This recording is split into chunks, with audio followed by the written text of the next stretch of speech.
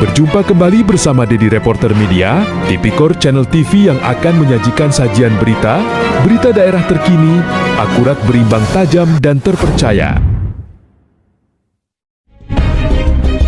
Diduga ada permainan.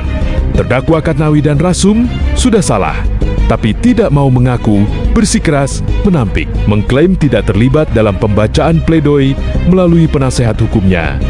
Dalam sidang lanjutan ke-7 di Pengadilan Negeri Pandeglang, Banten, Senin 20 Juli 2026.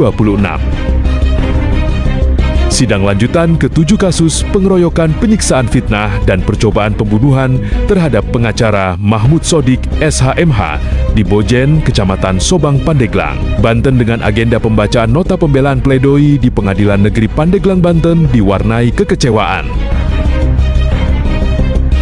Di tengah kuatnya bukti penyidikan dari pihak kepolisian, terdakwa Katnawi dan Kasum bersikeras mengklaim dirinya tidak bersalah dan tidak terlibat. Kuasa hukum terdakwa pun membacakan pledoi yang dinilai janggal, memicu dugaan adanya praktik konspirasi antara pihak pengadilan, kepolisian, dan kuasa hukum terdakwa. Semua apa yang diucapkan di pledoi daripada kuasa hukum terdakwa itu tidak masuk akal dan bagi kami tidak berdasar dan tidak berperi kemanusiaan dan melanggar Undang-Undang Dasar Negara Republik Indonesia tahun 1945.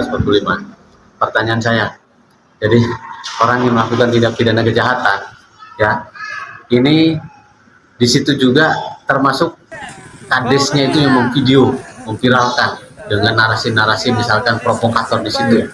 Ketua BPD-nya semuanya meminta dukungan dari 500 Linmas dan warga sekecamatan Sobang. Pertanyaan saya, ada hubungan apa mereka 500 orang ini dengan perkara ini?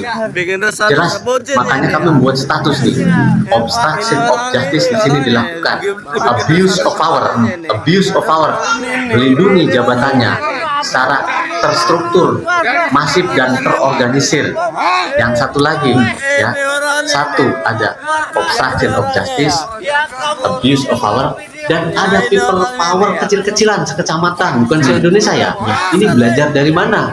Makanya saya bilang indikasinya ada indikasi apa di sini? Kejahatan yang terstruktur, masif, dan terorganisir, luar biasa gitu kan. Nggak masalah. Yang pasti harapan kami jaksa besok itu repliknya itu jawabannya mungkin kalau harapan saya harus lebih berat tuntutannya dari kemarin 1 tahun 2 bulan dengan pledoi pembelaan daripada kuasa hukum yang mengatakan jaksa tidak berdasar itu sudah terlihat bahwa tidak memiliki itikat baik sama sekali. Padahal di tanggal 19 April 2025 waktu pertama kali mau sidang dakwaan, kedua terdakwa ini mengakui kesalahannya dan ingin meminta maaf terhadap saya. Berhubung tanggal 4 ada people power satu kecamatan Sobang, saya merasa sakit hati, mau memaafkan saya nggak mau, gitu kan. Sehingga sekarang berbalik 99 derajat, mereka tidak mengaku bersalah dan tidak mengaku perbuatannya. Nggak apa-apa, kami hafal benar. Tanggal 19 mengaku bersalah, ingin dimaafkan.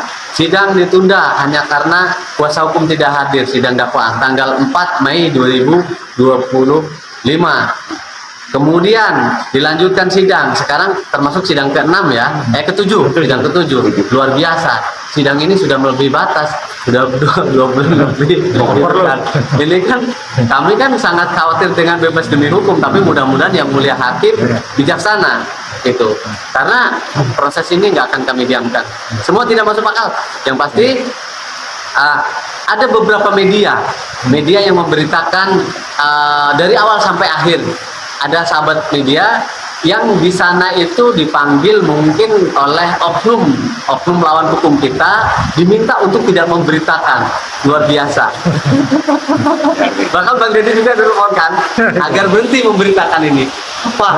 Apa maksudnya gitu kan, luar biasa lucu gitu. Kenapa begitu takutnya mereka? Kalau mereka nggak salah kenapa? Kalau memang beritanya yang salah silakan, ada hak jawab di situ ya kan.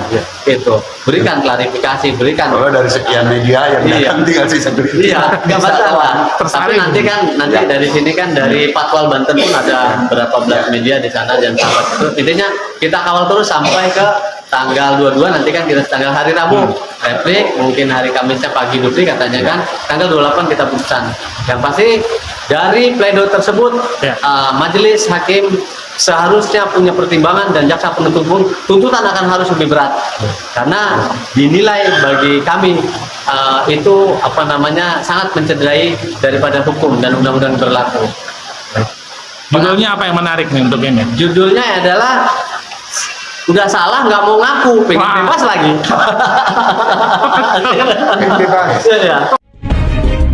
Mahmud Sodik SHMH, dirinya menambahkan, semua apa yang diucapkan pledoi, kuasa hukum terdakwa tidak masuk akal, tidak mendasar, dan tidak berperi kemanusiaan, melanggar Undang-Undang Negara Republik Indonesia tahun 45, tandasnya. Berita masih dalam pengembangan, Dedi melaporkan.